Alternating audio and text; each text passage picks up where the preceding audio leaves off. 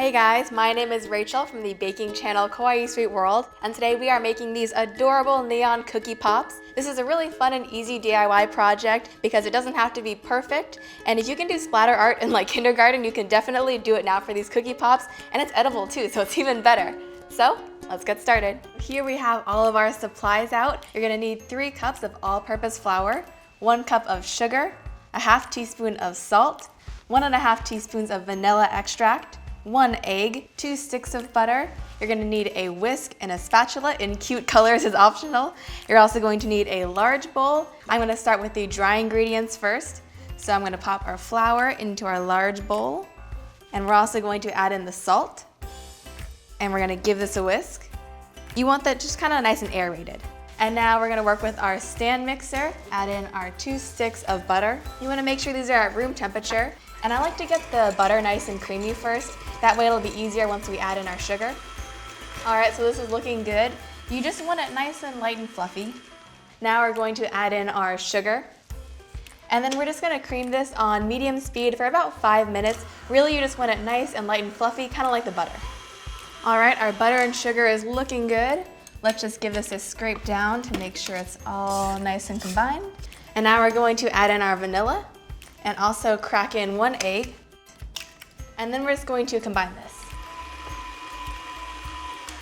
All right, so now that this is nice and smooth, we're going to add in our dry ingredients. And you just want to add this a little bit at a time. If you add it all at once, it's gonna go flying everywhere. Add a little bit more. And if you don't have time to make a whole dough from scratch, feel free to use a refrigerated dough or even a cookie mix. Just make sure you follow a recipe for cutout cookies and you'll be good. And that is looking awesome. It's kind of like a Play-Doh consistency. And now we're going to wrap this in plastic wrap and stick it in the fridge for about 45 minutes. I like to divide this between 2 different sheets of plastic wrap. You want kind of a disc shape when you're doing this. Cookie dough is all set. I'm gonna pop this in the fridge for about 45 minutes. So we have our refrigerated cookie dough here. You want that kind of like middle bear consistency where it's not too firm, not too soft. And now we're just going to roll it out. So we're gonna go with a little bit of flour onto our work surface. And you wanna make sure this is a pretty generous amount of flour actually. I've baked cookies so many times where it gets just completely stuck to my surface. Flour up your hands too. And make sure you flour up your cookie dough as well. Nice and generous. And we wanna roll this out until it's about 1/4 inch thick. And make sure to reflour. We're gonna cross our fingers that this isn't stuck, and it's not. And then a quick wipe of flour. You want to err on the thicker side here because we're going to put in our lollipop sticks. So you want to make sure you have enough cookie dough to make sure it's really secure. So this is looking good. Now we can do the fun part, which is to cut it out. You can see here I have some nested cookie cutter sets. So you're going to use the larger one for your cookies and then the smaller one for the fondant later. This way you can see a little bit of that cookie peeking out behind the fondant. But you can really use whatever shape you like. Make sure you cut these out as close as you can to each other, so you don't waste any of that cookie dough. Now it's time to add our lollipop sticks. You can get these at any craft store. Michael's or Joann's is gonna have them. We're gonna put it in about 1 inch or so, and then we're gonna take some of that extra cookie dough, and we're just gonna pop that on the back just to make it nice and secure. Then you can use a spatula to kind of help you flip them back over. Be nice and gentle here. And then I'm going to place these on a cookie sheet lined with parchment paper.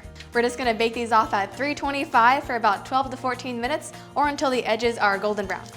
Transfer these to a cooling rack, and we're gonna let these cool for about 10 minutes while we work on our fondant decoration. So first step, we wanna lay down some powdered sugar. And I know that we're using black fondant and powdered sugar, but don't worry, the powdered sugar is really just gonna kind of disappear into the fondant. Here I have some black fondant. I just got this at Michael's. It's just the Duff's brand, really easy to find and really easy to work with too. And our first step is to kind of knead it to get it nice and soft. Helps to break off a piece of it first and kind of get that warm, and then you can keep adding to it. All right, so this looks really good. That nice Play-Doh consistency. We're gonna pop this onto our work surface. A little bit of powdered sugar on top and on the hands. Grab your rolling pin, and you're just gonna roll this out. You're shooting for about 1/8 inch thick here. Do a little more powdered sugar. Give it a flip and keep going. Make sure it looks pretty even. So this looks good. We're gonna start on the best part, the splatter now. Here you can see I have 5 different colors of candy melts. Really do whatever colors you want though. And I'm gonna go ahead and add about 1 tablespoon of vegetable oil to each one. This is just gonna get it nice and thin. And it's better to start out with less because you can always add more later. And then I'm just going to pop these into the microwave at 20-second intervals until it gets really nice and smooth. All right, moment of truth. You want it just this kind of free-flowing consistency, a little bit thinner than Elmer's glue, I would say. I would leave the rest of your candy melts in the microwave while you do one at a time. That way they'll stay warm. Brush off any excess powdered sugar. The blacker your fondant, the more the neon colors are gonna stand out. Now for the fun part, we finally get to splatter it. What you're gonna do is put a little bit on your spoon, and you wanna do a mixture of drizzling and splattering. Do some nice drizzles at first, just to kind of get it covered. Go in different directions too. You don't want to do too much of one color, otherwise it's going to be completely covered in candy melts, and you want to be able to see some black behind it. Once you're happy with the way your candy melts look, you're just going to let this set for about 10 minutes, and then we can start to cut out our shapes. I'm going to go with this little crinkle heart, and again, this is a little bit smaller than the cookie cutter I use to cut out the cookies. Just go wherever it looks good to you, give it a little bit of a wiggle, and then just come right out. Gently poke it out. Oh my gosh. Looks so cute. Grab a little bit of every color. If you mess up, it's okay. Just be very gentle. And really, no matter how your splatter comes out, your cookies are gonna look cute. Now that we have all of our fondant shapes cut out now, we can start to attach them to our cookies. These are nice and cooled now. The fondant should probably be soft enough where you can stick it right onto your cookie. But if it's not sticking right away, you can just use some more fondant to stick it on, or you can use some frosting. All right guys, our splatter cookie pops are finished now. These look so cute. These are also great for a bake sale because people can just kind of grab it and go. Anyways, I hope you guys enjoyed this video. Remember to subscribe to DreamWorks TV and also click on me for more awesome videos, and I'll see you guys next time. Bye guys. Now we're gonna go with our Jordan almonds. Stick them in the side, kind of like a leaf. And now this last step is gonna make them look really realistic. We're gonna grab our small spoon. You're gonna kind of take a bite out of it. Just a little scoop, and then we're just going to stick in some chocolate covered sunflower seeds, and this is gonna kind of be like apple seeds.